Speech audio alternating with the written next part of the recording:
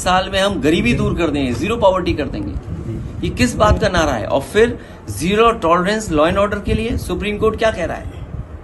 Supreme court कह रहा है जो बात हम लोग कहते थे वो बात सुप्रीम कोर्ट कह रहा है कि कानून व्यवस्था उत्तर प्रदेश में है ही नहीं, खत्म हो गई है। कानून व्यवस्था के नाम पर कुछ हो ही नहीं रहा है। मनचाहा अधिकारी काम कर रहे हैं, मनचाहा अधिकारी मुकदमे लगा रहे हैं, मनचाहा लोग पैसे वसूल रहे हैं। और जौनपुर से बेहतर कौन नहीं जानता, याद करो वो पुजारी की घटना। क्या आज भी जेल में नहीं है पुलिस के लोग? मुझे वो दिन याद है जब एक बच्चा केवल टिकटॉक बना रहा था, वो मुस्लिम बच्चा था, टिकटॉक बना रहा था, पुलिस ने दबाव बनाया, उसके बाप पिताजी से पैसा लेना चाहते थे, जान चली गई। बाद में हमारा पूरा डेलीगेशन पार्टी का पहुंचा था, न जाने कितने बेगुनाहों को मार दिया। और यही जौनपुर है जहां पर अपनी नाकामी छुपाने के लिए बैंक डकैती के मामले में एक फेक इनकाउंटर किया था। फेक इनकाउंटर इसी जिले में हुआ था। और कैसी सरकार है सोचिए आप, जब सवाल खड़े हुए जवाब नहीं दे पाए तो उन्होंने बैलेंस करने के लिए एक छतरी की भी जान ले ली। ये बात आप लोगों से नहीं छिपी होगी क्योंकि आप लोगों ने तो करीब से चीजें देखी हैं। तो हर चीज की जब नाकामी हो गई, ये जो वक्फ बिल लाए हैं नाकामी का पर्दा है। अपनी तमाम जो उनकी नाकामी है योजनाओं की, जो कुछ नहीं जनता को कर पाए, इसलिए इस तरह के कानून ला रहे हैं। समाजवादी पार्टी ने लोकसभा में भी स्वीकार नहीं किया था। ये घटनाएं जो वाराणसी में हो रही हैं दुखद हैं। और अगर संख्या और नंबर्स हम देखें, अगर देश में सबसे ज्यादा असुरक्षित महिलाएं कहीं हैं तो उत्तर प्रदेश में। पुलिस का कहना है कि अब नए तरह के माफिया पैदा हो रहे हैं। पुलिस की क्यों मानते हो? पुलिस खुद ही माफिया का काम कर रही है। आपको नहीं पता क्या? आपको पता होगा।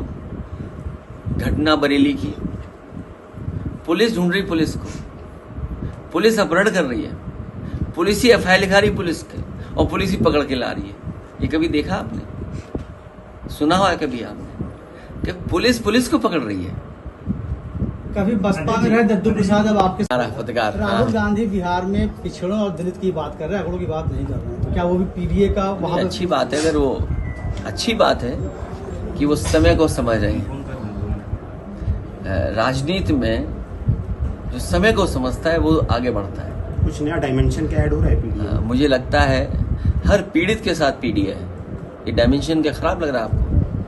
इससे अच्छा डायमेंशन और क्या हो सकता है? इससे अच्छा एक कलेक्टिव और सबको जोड़ने का और क्या फैसला होता है? जो पीड़ित है उसके साथ है, जो दुखी हम उसके साथ हैं, इसीलिए पीडीए है।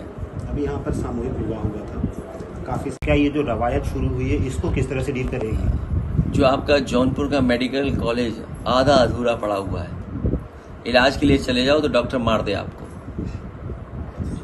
इतनी शानदार बिल्डिंग बनी है, ये वही बिल्डिंग वही कॉन्ट्रैक्टर आर्किटेक्ट थे जिन्होंने लोक सेवा बनाई है।